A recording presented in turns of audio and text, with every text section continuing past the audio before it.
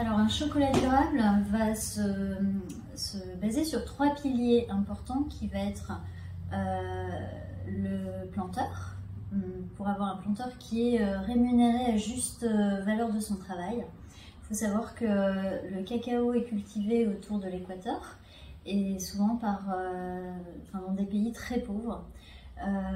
Donc ça c'est un point important dans les piliers du développement durable.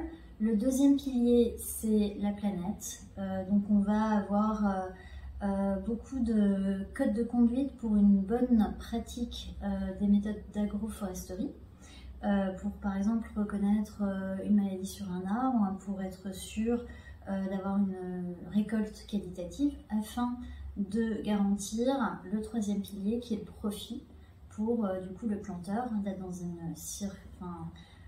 un cercle vertueux pour lui, mais ça peut aussi être travailler à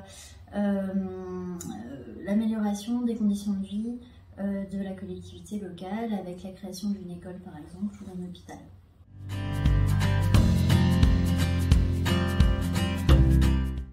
Il y a des labels qui vont permettre d'authentifier des chocolats durables. On les retrouve surtout dans des grandes marques de grande consommation comme ici Nestlé. Vous allez retrouver derrière par exemple le petit label Rainforest Alliance qui va venir attester des bonnes pratiques sur les 3P dont on a parlé tout à l'heure. Vous avez aussi des marques qui peuvent avoir leur propre programme comme ici Nestlé Coco Plan, qui vont venir justement étayer un peu les initiatives que prennent les marques sur le développement durable. On est dans des chocolats de grande consommation, sur des chocolats un peu plus haut de gamme et donc plus artisanaux.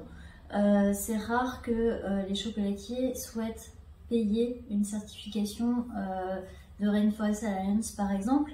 Néanmoins, on va peut-être retrouver quand même un programme comme ici chez Dolphin qui s'appelle Coco Act 4, ou alors on va avoir des petits labels comme ici Fer chez Original Beans, ou pareil Fer chez Labuco qui certifie du coup des pratiques responsables pour la filière.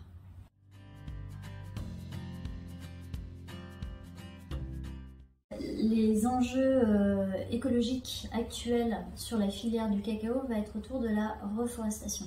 Vous avez peut-être déjà entendu certains scandales qui notamment viennent couper des arbres, soit de la forêt amazonienne ou dans d'autres régions, notamment en Afrique, pour planter des cacaos pour répondre à la demande. Et on a du coup des chocolatiers qui vont lutter contre ça pour replanter un arbre à chaque tablette vendue et consommée. Donc c'est une initiative qui commence à se développer et ce sont des marques qu'on privilégie dans nos box.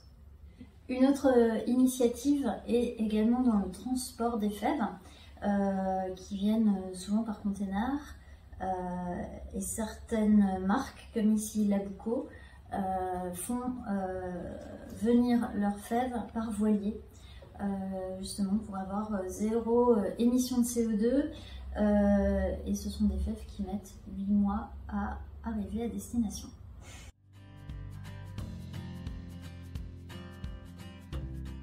Concernant ce qui est fait outre les pays producteurs, chez nous, on a aussi des initiatives au niveau par exemple des emballages. On va avoir des emballages qui vont être compostables, par exemple comme celui-ci, ou des usines qui vont être redesignées pour consommer moins de CO2, pour lutter pour préserver davantage notre planète.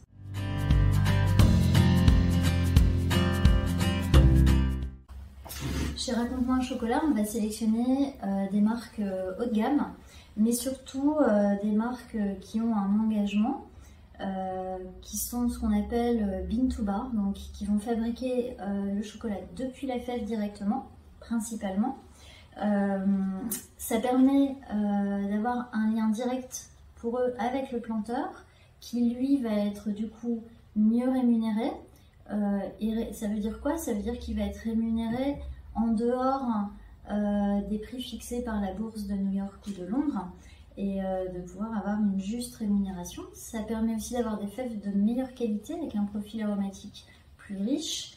Donc ça, c'est un premier élément. Et puis on va aussi chercher des marques qui ont des emballages très écologiques et des initiatives plus, donc soit qui plantent des arbres pour lutter contre la déforestation, font venir leurs fèves par voilier, ou alors ici comme Menakao et Mia ont leur production de chocolat directement dans les pays producteurs, en l'occurrence ici à Madagascar, et qui contribuent du coup à l'économie locale, sachant que les Malgaches sont très pauvres, et le fait de contribuer justement à la production de valeur du chocolat, c'est une très bonne chose pour le pays.